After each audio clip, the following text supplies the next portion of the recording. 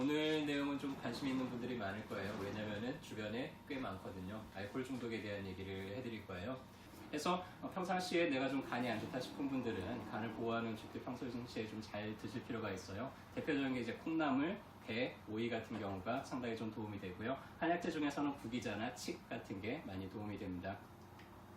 자, 일단 술을 마시게 되면 몸에서 비타민 B1이 많이 고갈이 돼요. 근데 이 비타민 B1이 면역력과 다음에 이 뇌 신경을 회복시키는 데 상당히 중요한 역할을 하기 때문에 평소에 좀 음주를 잦은 분들은 비타민 B1을 좀 충분히 보충을 할 필요가 있는데요.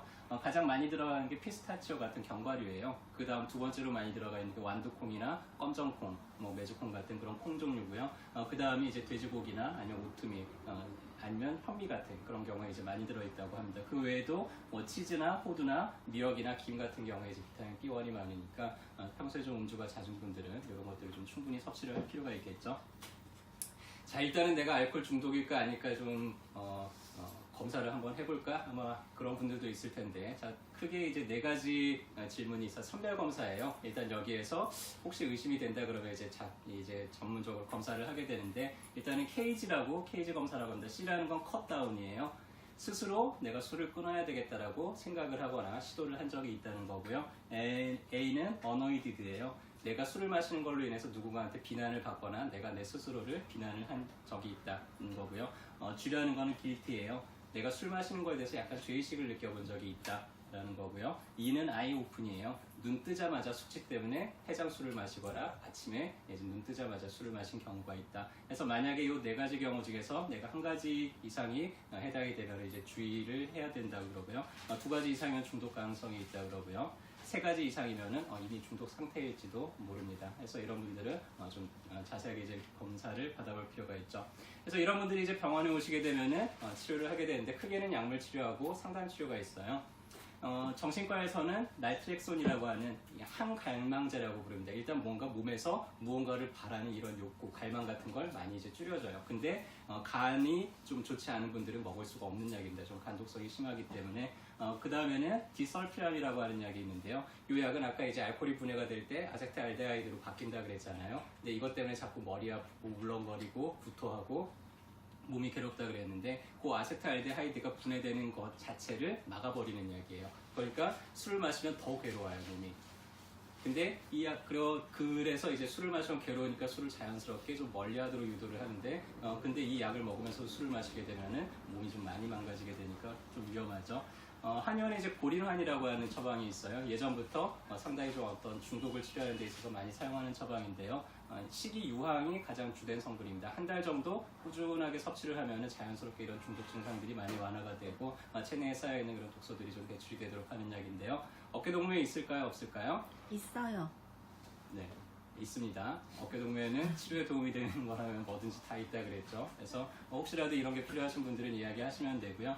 자, 이분들이요, 본인 스스로 의지로 이 중독을 끊기가 매우 어려워요. 그래서 주변에서 많은 도움들이 필요합니다. 그래서 상담 치료를 하더라도 꽤 장시간 그런 계획을 세우고 하게 되는데, 일단은 내가 술을 끊어야 되는 적절한 동기부여를 받는 게 중요하고요.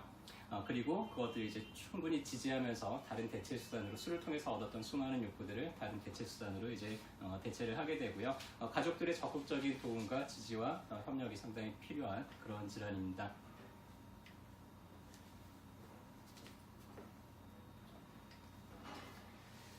이제 이 사람들이 왜 알코올 중독에 빠지는지 간단하게 이제 정리를 하고 넘어갈 거예요. 어때 보여요? 즐거워 보이나요? 좀 외롭고 쓸쓸해 보이나요? 외롭고 쓸쓸해. 네, 상당히 외롭고 쓸쓸해 보이죠. 술이 즐거워서 마시는 게 아니고요. 이분들은요, 가끔 이렇게 이런 분들하고 면담을 해보면은 공통된 특징이 하나 있는데요. 자기 속마음을 충분히 누군가한테 털어놓을 만한 그런 대상이 없어요. 혹은 자기가 이렇게 힘들다는 거를, 자기가 이렇게 잘 버티고 있다는 걸 누군가로부터 좀 충분히 인정받거나 이런 경험들이 많이 없는 경우들이 많습니다. 그래서 유일한 친구가 이제는 인간관계가 아니라 술로 바뀌어가는 거예요. 그래서 만약에 주변에 이런 분들이 있다 그러면은요, 주변에 있는 가족분들께서 충분한 지지를 좀 해주셨으면 좋겠습니다. 그래서 어떻게 해도 괜찮으니 비난을 하기보다는 이렇게까지 우리를 위해서 수고해줘서 고맙다는 이런 인사도 좀 자주 해주시고요. 당신 덕에 우리가 많이 이제 힘을 내고 있다는 그런 감사의 말도 자주 전해주시고요. 그래서 마음속에 그런 욕구나 갈망 같은 게 채워질수록 조금씩 이제 술을 찾는 것도 좀 줄어들게 될 거예요.